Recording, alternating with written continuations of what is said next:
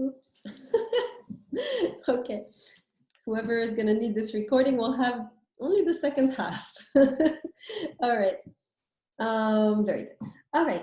Let's go into the biography of Nietzsche. Let me tell you a little bit about the man, who he was, and then we'll go into his philosophy in more detail. Okay, so the dates of Nietzsche, 1844 to 1900, 1844 to 1900. By the way, is my chat thing good? Is that helping at all? The fact that I'm chatting? Okay. Yeah. Okay, Bibi has a question. Bibi, what's your question? What's she doing? Oh, her video isn't working. It's okay. To get your video working, let me see, Bibi. Maybe I can get it working for you. Oh, no, that's weird. You might have a problem with your video. It's okay. All right. Okay. 1844 to 1900, Nietzsche. So actually, Nietzsche, originally, he wasn't a philosopher, he was a musician. He actually was a really good pianist. He even composed some music. It's not that great, actually. He's a better writer than a composer. But he kind of composed in the style of Liszt. Let me write down this, if I can get it right. Yeah, I think that's the name. So this is a German composer who was very famous around his time.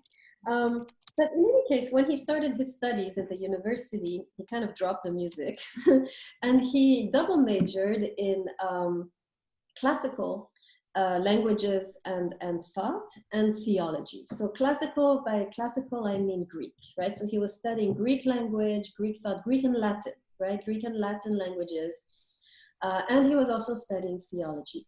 Now, as he was, going into his classes and so forth, during the course of that first semester, there was a revolutionary book was published, which basically changed the course of Nietzsche's studies. And this book was written by David Strauss, and it was called The Life of Jesus.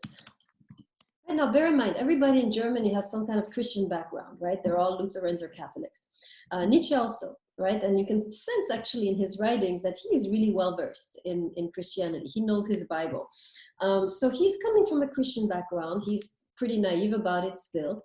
But then this book comes out and it's really like an explosion, right? When the book arrives on the scene, it's so controversial that the guy who wrote the book, David Strauss, was basically fired before he was even hired. He was supposed to have a position at a university. When that book came out, they were like, you know what, here, take your retirement, we don't need you, right? So it was a very controversial book. Basically, the book was this. You will not be surprised because since then, many books like this were written. Perez, do you have a question? Perez? Yeah, sorry, my video froze for a second. What was the controversy? I'm about to tell you. Oh, you didn't mention it. All right, sorry. Yes. So I'm just telling you the title of the book and how controversial it was, right? But now I'm going to tell you. So the content of this book was as follows. So David Strauss kind of looks at the Gospels. He looks at the life of Jesus, and he says, actually, when we read these stories, he writes that probably most of the miracles that Jesus performed were simply imagined by the writers of the text so that they could attract more people to their cause, right? So he's shedding doubt on the validity of the Gospels. This is his controversy number one. And number two, he's saying these miracles could not have happened because these things don't happen. People don't walk on water. People don't change water into wine. This is impossible scientifically. And so surely, most probably, these stories are embellishments. They're stemming from the imagination of the authors of the Gospels. And especially, they're written in order to have some kind of effect, powerful effect on the minds of the people who read the Gospels, so that when you read these Gospels, you think, this is amazing.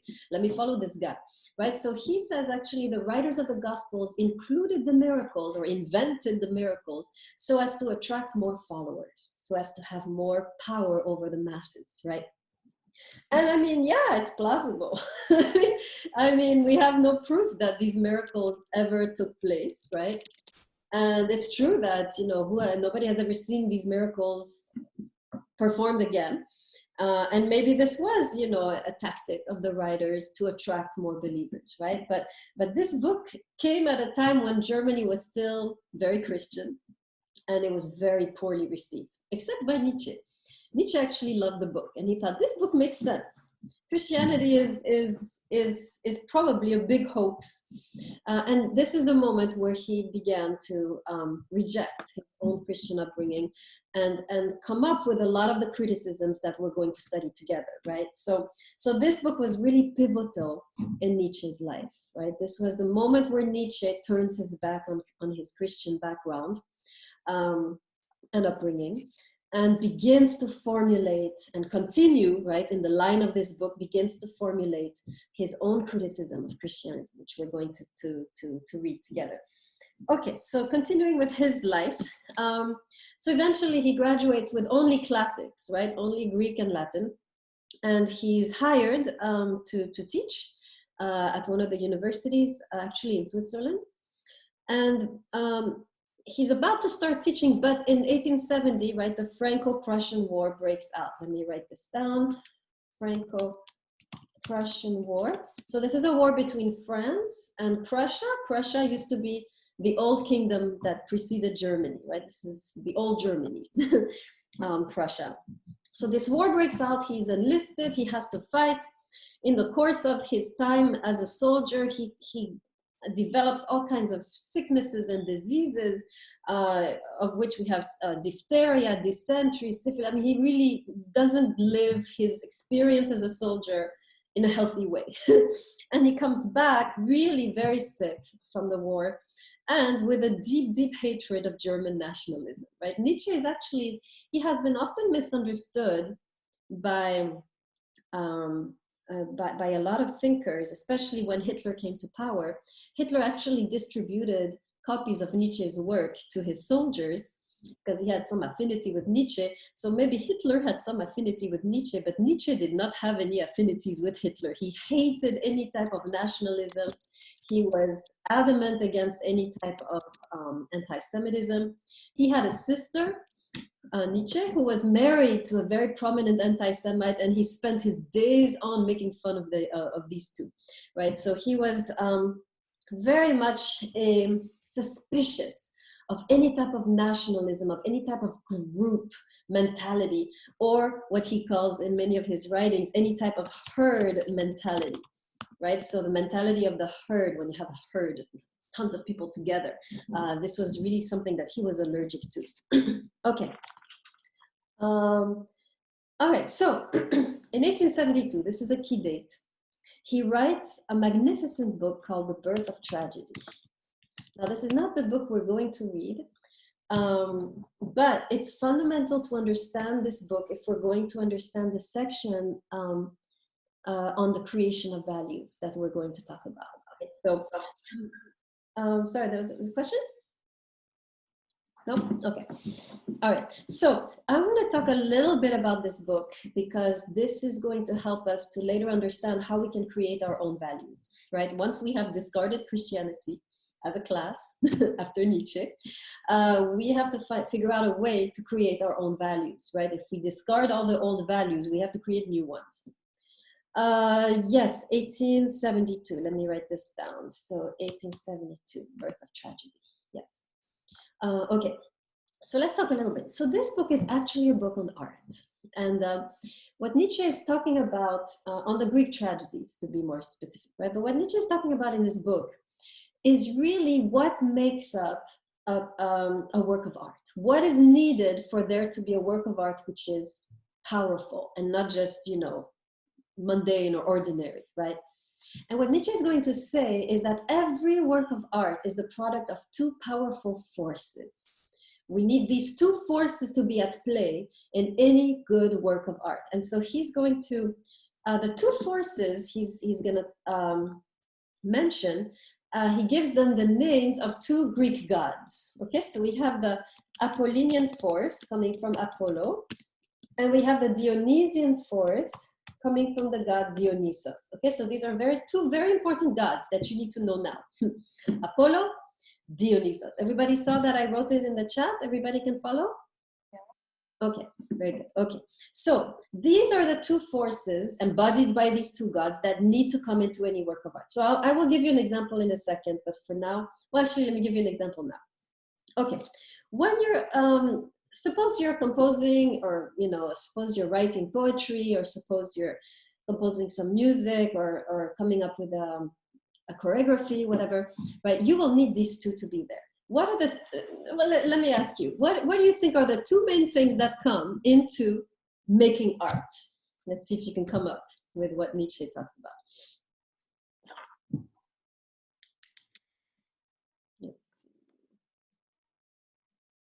What's the main thing you need? Yes, inspiration, excellent. Okay, Chase, right?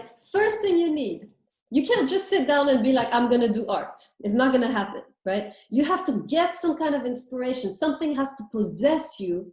And then you're like, okay, let me do this, right? All right, so first thing, let me write this down. First thing that you need in the chat is inspiration, right? So in other words, you need to have an idea. You need to have something that hits you. Inspiration doesn't come from us. It comes from the outside. It takes possession. We don't know how it happened. And if we don't have inspiration, we cannot create, right? That's the first thing. But then you need something else. What else do you need in addition to inspiration? Is it enough to have inspiration? What else is needed? What do you think? Yes, excellent. Let's see, who said talent? Rivera. Okay, very good, talent. Okay, so in other words, what you need is technique. You can't just have, if you have an inspiration to write a symphony and you don't know anything about music, and you don't know how to write music, and you don't know what the different instruments do, you can't do this, right? So you can't have just inspiration. You need to have technique. You need to have a certain knowledge, a certain way. You need to know how to put your inspiration into order.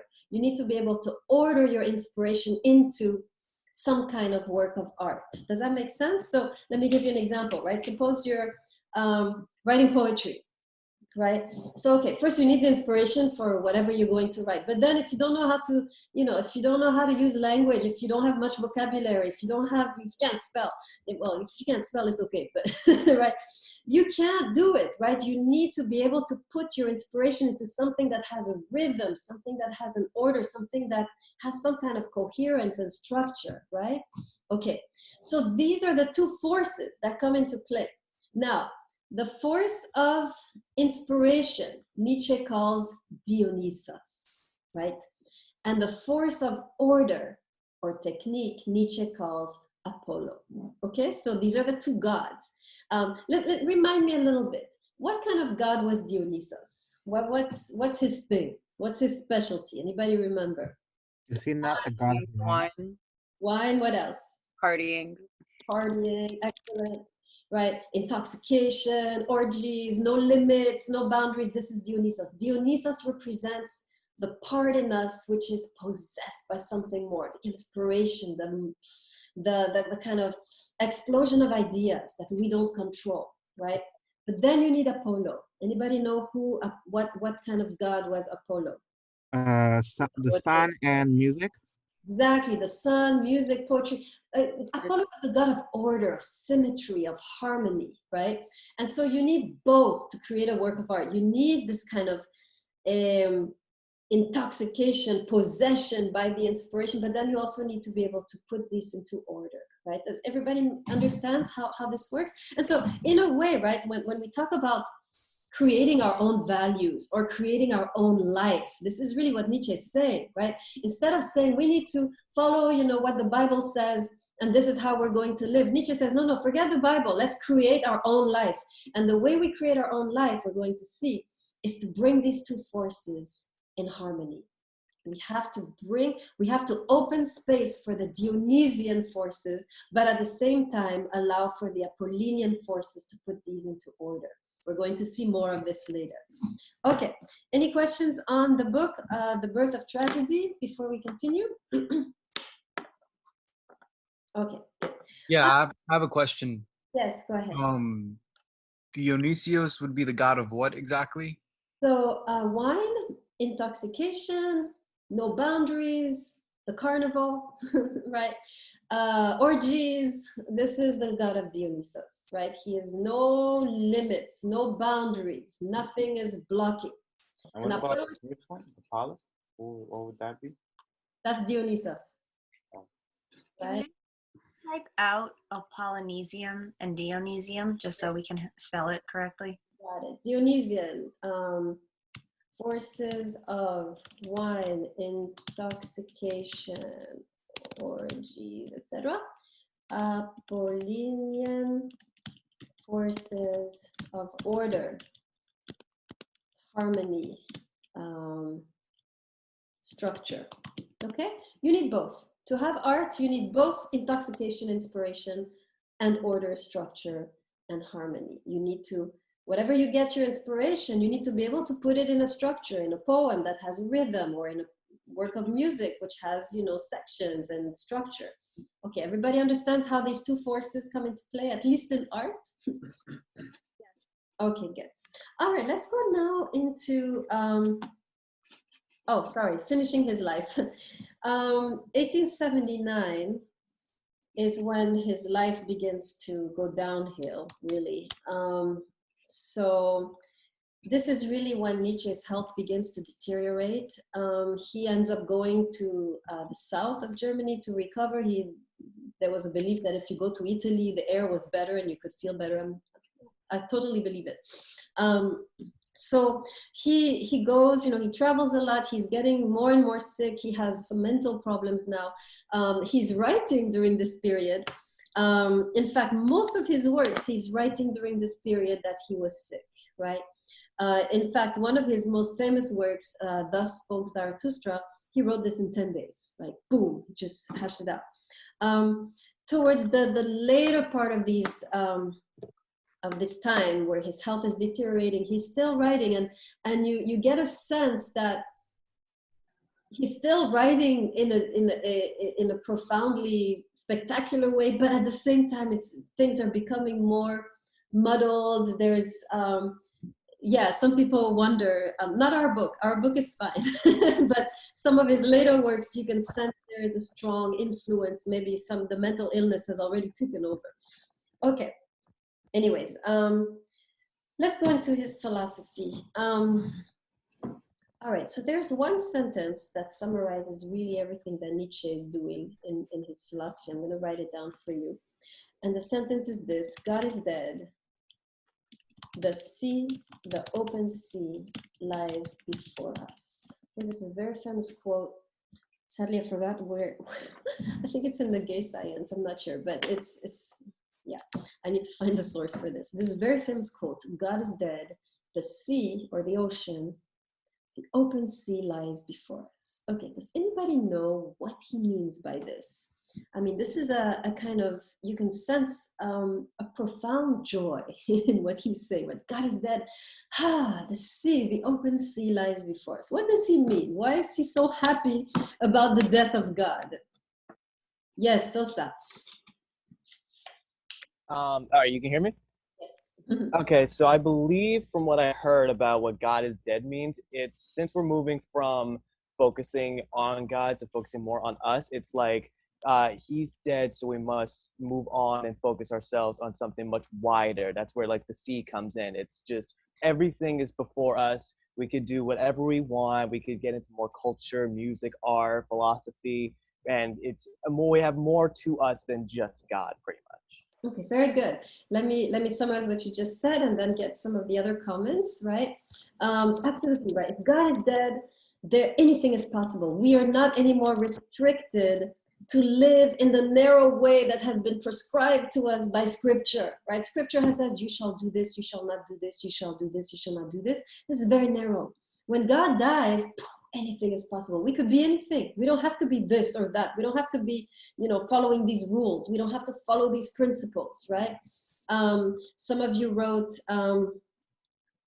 yes, no judgment. Absolutely, right? There's no more right and wrong that is imposed on us. We are going to come up with what is the right thing or wrong thing, right? There's no external authority. Freedom, no inhibition, right? Quoting some of you in the chat, right? Absolutely, right? So in essence, you can write this down. God is dead means freedom, right? God is dead means no more narrow rules and regulations, no more prescribed path to follow.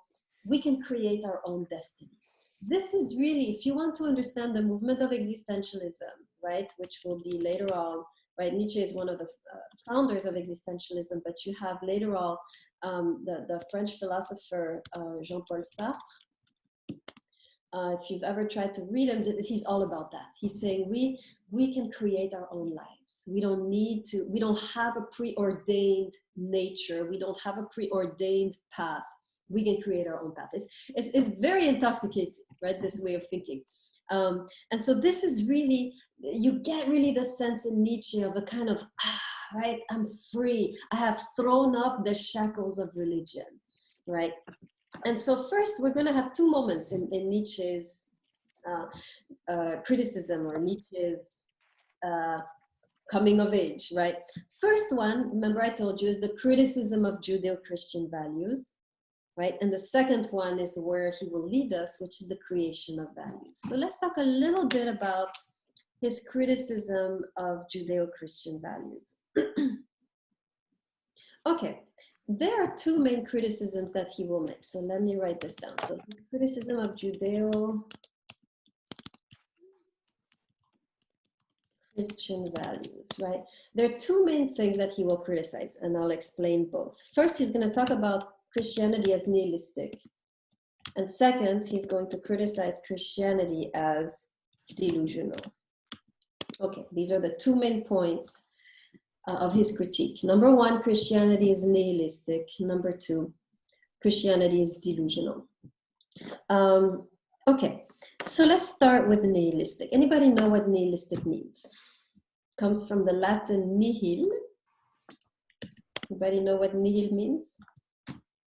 Nihilistic when you believe that like nothing matters, that like there isn't anything more for us than just what it is right now. Okay, very good. Nothing matters. Wozniak, you wanted to add? I was going to say the same thing, like not believing in anything. Okay, very good. Malajic, life is meaningless. Absolutely. Nihilistic means nothingness. It leads to nothingness. And by this, he means that Christianity leads us away from life into a place of nothingness or of death, right? When Nietzsche talks about nihilistic, he's really talking about something like death or fatalism. Yes, Morales, right? Nihilistic means it destroys life. It's something that goes against life. Okay, so that's the definition of nihilism. Let me write it down here. Is something that destroys life. That's what he means by nihilism. It brings everything to nothing. Okay, so his first criticism of Christianity, interestingly, is that it destroys life. So we have to understand what that means. The first text we're going to read is going to go into those details. But first of all, let me just give you an overview of how he sees this, right?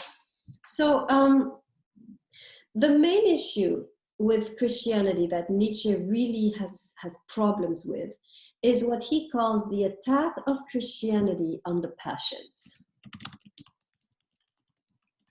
Okay, so we have to understand, if we're going to understand this, we have to understand what are the passions, right? Now, does anybody know what is a passion? It's a philosophical word, right? But we are all the time dealing with those. Let's make a list of possible passions. Let's see. I wish this didn't cover my face. Is there a way to go somewhere else? No. Maybe I can move it. No. Okay. Let's make a list. What is a passion? Let's make a list of passions. No, not making music. Okay. What you desire? Yes. A passion is whenever you have an overwhelming desire. It's overwhelming, a passion, right? Okay, so let me say that again. A passion is a strong emotion. It's usually overwhelming and out of your control. Okay, so let me write this down. What's a passion? A passion is a very strong emotion, which is always overwhelming and out of control. Right? So love, I'm not sure it fits there because love can be pretty controlled and intentional, right? So it's something else. So now all of us are dealing with this. All of us are dealing with these strong emotions that take over and we can't get rid of them. Okay, let's make a list of them. I'm listening. Okay, anxiety. Yes, it's not in the list of Nietzsche, but that's okay. Anxiety, what else? Oh, hold on. Yes, depression. This is funny. It's not in the list, but whatever. We have different passions now. Yes, lust, right? What else? So let's put hatred. Yes, anger. What else? Greed. Yes, desire in general.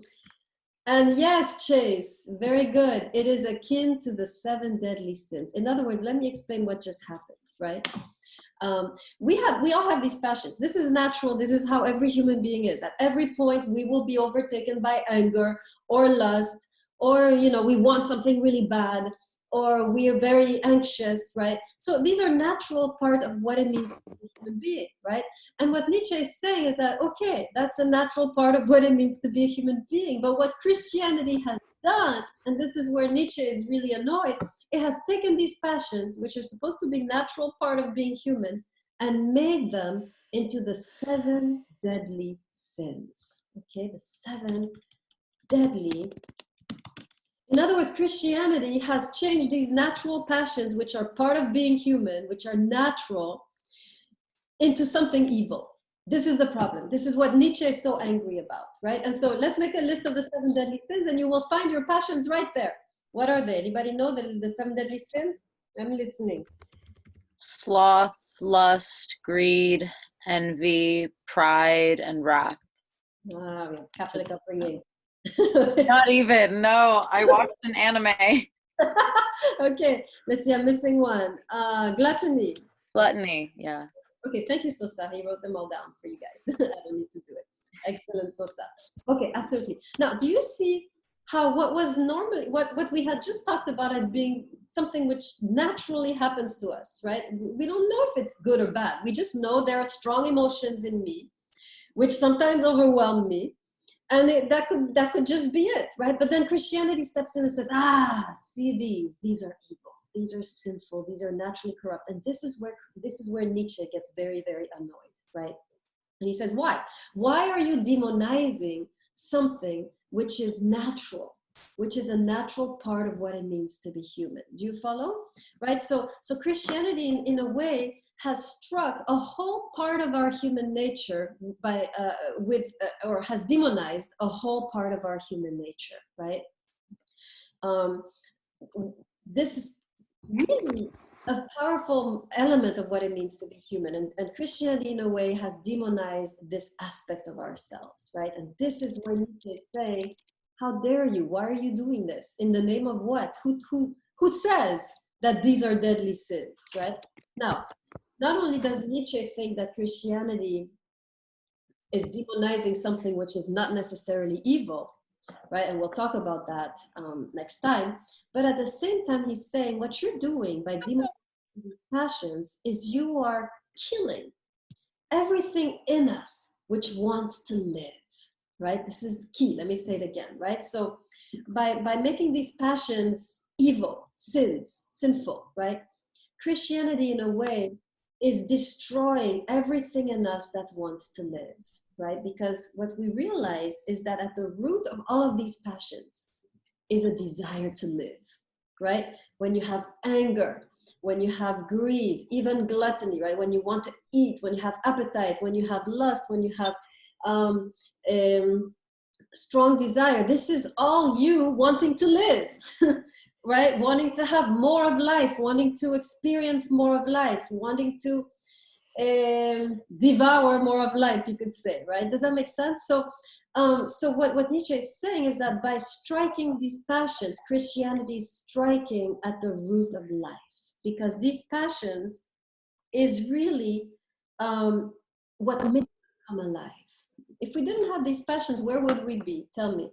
Never feel anger, you never feel lust, you never feel, gluttony. Where would you be all day? No emotions, gray. Where would you be sitting? Give me a space. Office job. You would be at home in bed. Thank you, Rivera. At the DMV, excellent. Yes, absolutely. Right. Do you see how life would just, there's no life when there's no anger, quarantine life. Thank you, Sosa. I feel you. Right. There is no life where there is no passions, right? You would just be this kind of, ghost wandering around with no desires, right? Uh-oh. It says my internet connection is unstable. Can you still hear me? Yes. Okay, good. Yep. So you see how these passions is really you being alive. It's life. If you didn't have these passions, you might as well be dead, right? Because nothing would get you out of your bed in the morning, right? Nothing. And this is really and so Nietzsche is saying Christianity is doing something very, very dangerous because it's striking at the root of life. And this is why it's nihilistic, according to Nietzsche. So the first text we'll read, we'll be talking about that, this issue. Okay, now the second criticism that Nietzsche has towards Christianity, which we'll read in the second text that we do, is that it's delusional. Okay, so in other words, and here really we have to understand Nietzsche on a very personal level, because this is really something that he experienced, right? We know from his biography that Nietzsche was somebody who suffered for most of his life. He was most of his life actually sick and in a wheelchair. So he's somebody who knows firsthand what it means to suffer. And when he turned to Christianity, all he got were false promises about some kind of afterlife where everything would be okay, right? And for him, this idea that the afterlife somehow resolves or, arranges everything is a cop-out. That's really the essence of his criticism, right? He's saying Christianity is not able to really face suffering and offer a valid response. Christianity escapes, kind of avoids the issue and brings us into an afterlife which magically will resolve everything. So this for Nietzsche is a cop-out, right? And so he's saying, in essence, that Christianity has come up with these ideas of an afterlife, of, things will be better after death, and don't worry, This for Nietzsche, there is no ground for this. There is no proof for this. This is simply, according to him, a cop-out in order to not really deal in a frontal way with the problem of suffering. So for him, right, since our topic of the semester is suffering, his main criticism is that Christianity is not able to face the suffering here and now, and has come up with this kind of complete delusion to help us somehow cope, right? Rivera, you have a question? No, I was just making a commentary, like this whole semester is about suffering, and we're suffering right now through a... Yes, we're all suffering, yes. Yeah. It's time to open your Bibles. You're better. Let's see, Paris, will Christianity avoid suffering attempts to sell us and get everything? Yes, in a way, but this pill is only for the afterlife, not now. Right? So there's really, all that Christianity is saying is, don't worry, you're suffering now, but don't worry, after death, you'll be okay. That's the issue, right? And this is what drives Nietzsche crazy, right? He thinks this is a cop-out. This is not a true response to my suffering right now. This is not helping me, right, in my suffering. This is not helping me cope with my suffering. This is just telling me, don't worry, after death, you'll be okay. I don't care, he says, right? Okay, so that's the second text we'll be seeing, is this notion, this kind of delusion, mass delusion that Christianity has created, according to Nietzsche. Okay, now this brings us to the creation of values. So if we're going to discard the old system, we have to be aware that at the same time, right, if we discard God, we discard all of the sense of right and wrong that we have grown up with. Right? Most of us actually still thinking along the lines of Christianity. When you say killing is wrong, adultery is wrong, lying is wrong, where are you getting that? From the Bible, right? We are still very much in the line of Christianity. So we have certain values even though we are now largely a secular context, a worldview, still our values are Christian, right? So if you discard God, if you really discard Christianity, then you have to discard those values also. At that point, we don't know anymore if murder is wrong. We don't know if adultery is wrong, right? We have to build anew. And this is what Nietzsche proposes we do, that we create our own values. But first, we have to discard the old values. We have to be courageous enough to discard the old values so that we can build fresh lives for ourselves. So for this, we'll talk about this in detail when we get in the text. So Rivera is asking, morality becomes ambiguous. No, because ambiguous still means you have this notion of right and wrong, right? Nietzsche is going to go beyond this. There will be no more right and wrong, right? The ambiguity comes when both are right or both are wrong, right? So both decisions are right or both decisions are wrong. But this presupposes that you still have the notion right, wrong, right? Nietzsche is going to discard that. No more right and wrong. We have to proceed on a complete different level in terms of the creation of values, right? In fact, he has a really nice book called Beyond Good and Evil, There is Beauty. Actually, just Beyond Good and Evil is the title of his book. And then there's a quote in there where he says, beyond good and evil, there is beauty. This is a very interesting, very profound quote, that somehow we can live on another level beyond good and evil. We don't need these categories. By the way, in Eastern thought, right, if you go to Chinese thought or Hindu thought, they're trying to do this all day long. We have to go beyond the duality, they say. We have to go beyond judgment, right? So in a way, Nietzsche is very Eastern in the way that he's thinking. He's thinking, we need to go beyond these dichotomies, this binary, good, evil, judging all day long. This is good, this is evil, this is, he's saying, no, this is not a way to live. And in a way, Hinduism and Taoism, right, in Chinese thought, have already paved the way to this new way of thinking that Nietzsche is struggling to come up with, right? He's not familiar with Hinduism so much, or with Taoism, right? So, but people have already done this, right? In very ancient cultures, this notion that we need to go beyond good and evil into something new. Okay, so when we get into that, we'll be looking at the creation of values as, and we'll see that what Nietzsche is going to propose is a balance between the Dionysian aspect of ourselves and the Apollinian aspect. And this is actually found in ancient Greek thought when you talk about the middle way. Everybody familiar with the middle way in ancient Greek thought? What is the middle way? See if you know.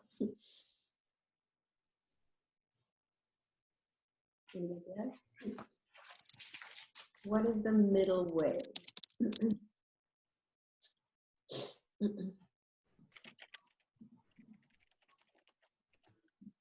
Yes, right? Middle way is simply finding a balance.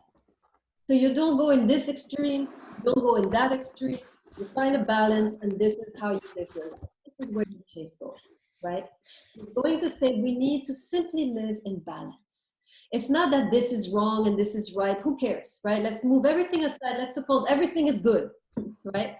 Everything, the passions are good, reason is good, Dionysos is good, Apollo is good. Now what we have to learn is to bring these into balance. We have to bring reason and balance with our passions need to be brought into balance. So this is really where Nietzsche is going, right? He's going to be talking about balancing out the Dionysian forces of our lives and the Apollinian forces. Now, the passions, where do they belong? Dionysos or Apollo? Let's see if you follow. The passions that we talked about. Oh, great. Dionysus.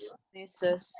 Yes, exactly, Dionysos, right? So when Nietzsche talks about the passions, which are these overwhelming emotions, which Christianity has immediately demonized and repressed, Nietzsche says, no, this is simply the Dionysian aspect of our lives. This is the powerful, overwhelming explosion of life within us. But, he says, we can't just be there exploding.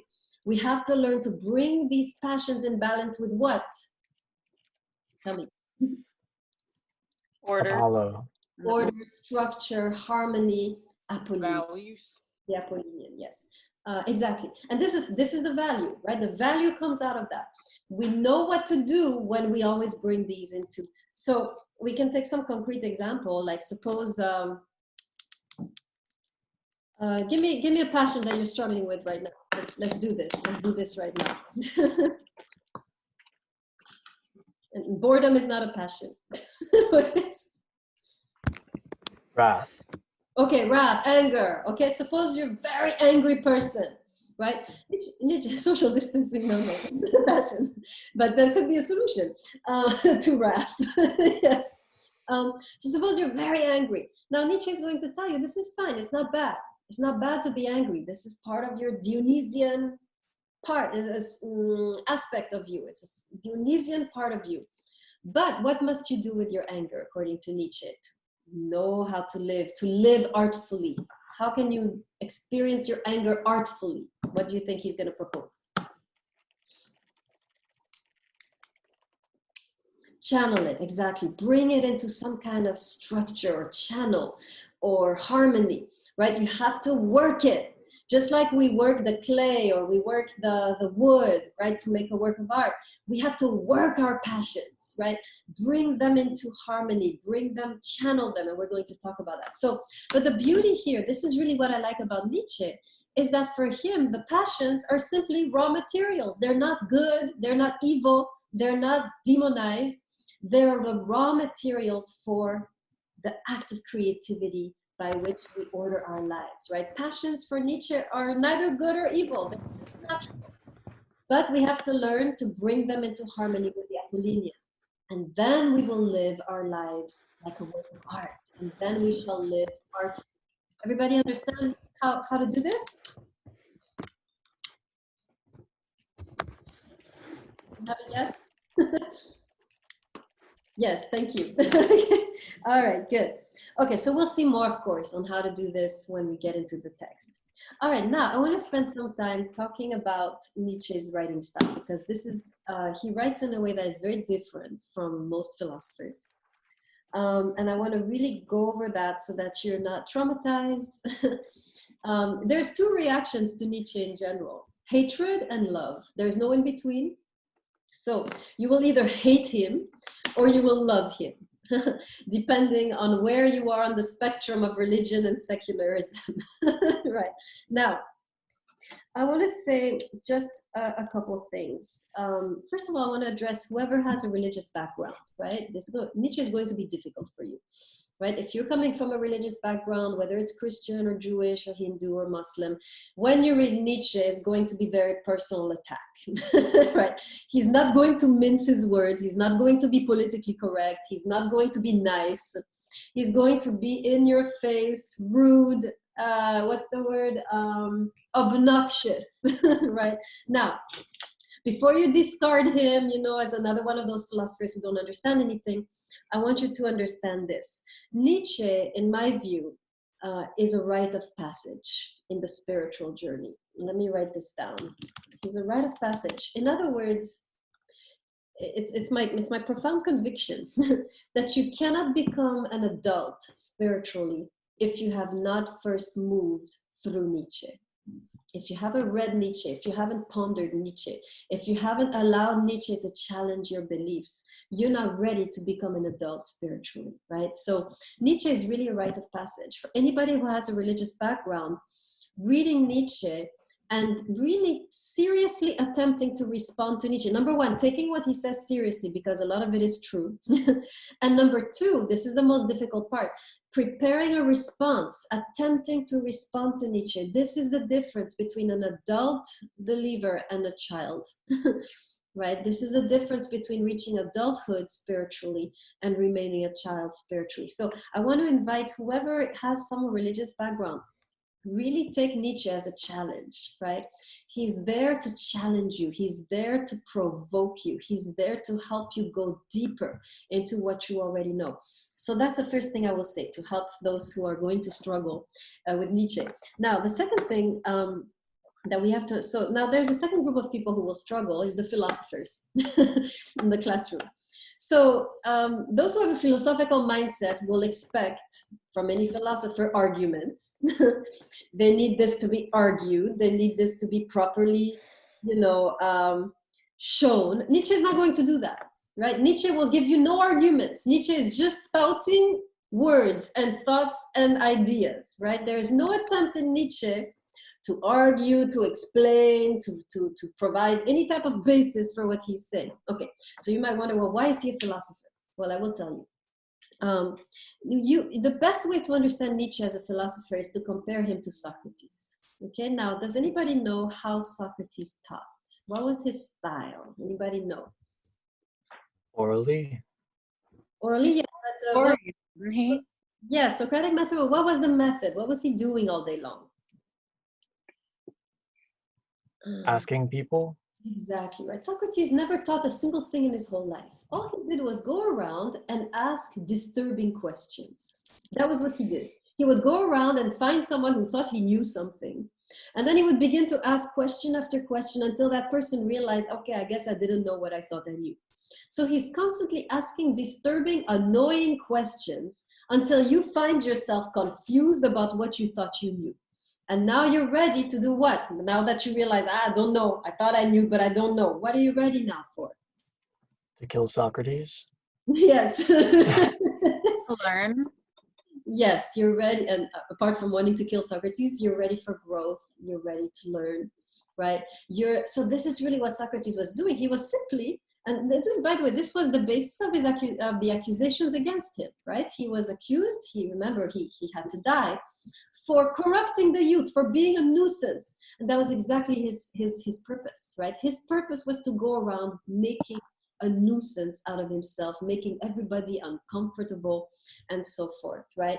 And because of that, yes, you're right, Rivera, he was a catalyst, right, for spiritual change. So Nietzsche is doing the same thing. He's not interested in teaching you anything. He's not interested in giving you big theories. All he's interested in is making you uncomfortable. And if you feel uncomfortable when you read Nietzsche, he has succeeded, right? He's making you uncomfortable. Why? What's his purpose in making you, in offending you? Because he's offensive, right? Why is he so offensive? Anybody have an idea? Yes, it's challenging your worldview. And now what is possible? Now Suffering. What? Suffering. What? Suffering. Suffering. Yes, he's making you suffer, but what's the point? Kind of cleanse you in a way so that now you could learn something new or like take a different path. I couldn't hear you good. Can you say that again? I said it kind of like cleanses you in a way so that now you like have a new perspective or like you see a new path that you didn't before. Exactly. Right. Nietzsche is disturbing you, making you uncomfortable so that maybe you can broaden your horizons, right? This is what Perez also is saying. You can grow, right? To grow, to purify yourself. Too often we are too comfortable in very narrow worldviews. And Nietzsche is there to expand. But when you want to expand, there's always going to be pain, right? Does Nietzsche replace God in this sense?